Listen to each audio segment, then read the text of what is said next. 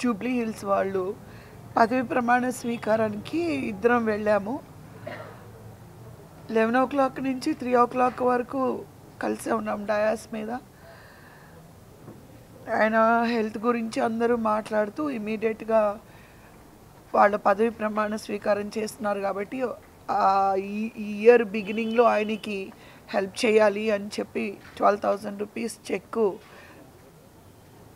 ఇవ్వడం జరిగింది. అక్కడ ఆ టైంలోని 2-3 డాక్టర్స్ వాళ్ళు ఉండి కూడా ఏమన్నారంటే ఆయనకి ఏ మెడికల్ ఖర్చులు ఏమున్నా సరే అది ఎంత ఖర్చు అయినా మేమే భరిస్తాము అని చెప్పి మా సంఘం తరపున అని వాళ్ళు చెప్పడం జరిగింది. ఆ తర్వాత ఆయన ఒక 15-20 మినిట్స్ మంచి స్పీచ్ ఇచ్చారు.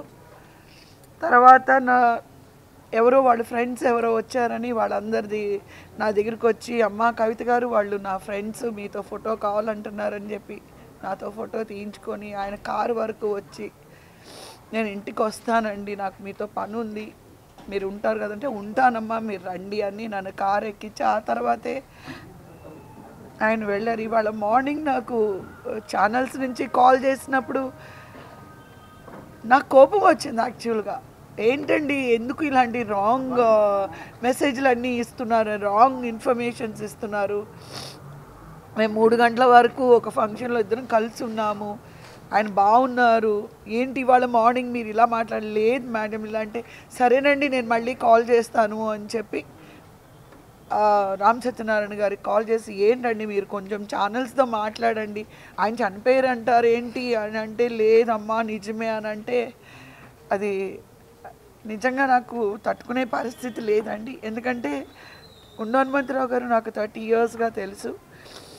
సినిమాలలో కానీ ఆయన చాలా వరకు ఎన్నో ప్రోగ్రామ్స్ ఇస్తారు. నేను ఎన్నో ప్లేసెస్కి ఒక మ్యారేజెస్కి కానీ ఇంకోటి కానీ బర్త్డే ఫంక్షన్ కానీ ఎవరైనా ఒక కామెడీ కిట్ కావాలి అని అంటే కళ్యాణికి కూడా తెలుసు, ఎన్నో అలాంటి ప్రోగ్రామ్స్కి ఆయన ట్రూప్ని పంపించడం జరిగింది. అలాగే అమెరికాలో కూడా అట్లాంటాలోని న్యూజెర్సీలోని వాళ్ళు ఒక ప్రోగ్రామ్స్ కావాలి కామెడీ కిట్ అంటే నేను గుండు హనుమంతరావు గారినే చెప్పాను. సో ఆయన వెళ్ళడం కూడా జరిగింది. ఇలా అంటే సినిమా ఎలాగున్నా, సినిమా పరిచయం ఎలాగున్నా ఒక అన్నా చెల్లెల్లాగా ఒక కుటుంబ సభ్యుల్లాగా మేము ఉండడం జరిగింది. నిజంగా మా అసోసియేషన్ తరపున కూడా శివాజీ రాజా గారు అటు చిరంజీవి గారి చేత కానీ ఇటు గవర్నమెంట్ చేత కానీ వారి నుంచి కానీ ఎంతో ఆయనకి హెల్త్కి హెల్ప్ చేసిన సంగతి మనందరికీ తెలిసిందే. వారికి నిజంగా నేను చాలా కృతజ్ఞతలు తెలియజేస్తున్నాను. కానీ ఈరోజు అంత ఒక పక్కన వాళ్ళ పాప చనిపోయిన దగ్గర నుంచి కొంచెం డిప్రెషన్లోకి వెళ్ళారు. అలాగే ఇంకా వాళ్ళ వైఫ్ చనిపోయేటప్పటికీ ఆయన ఇంకా డిప్రెషన్లోకి వెళ్ళిపోయారు.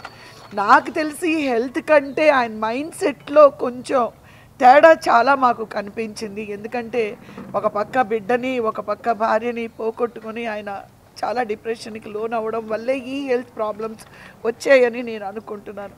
ఆయన ఎక్కడున్నా మా ఇండస్ట్రీ టోటల్గా ఆయన అందరికీ ఒక మంచి స్నేహితుడు, అందరితోని చాలా బాగుంటారు.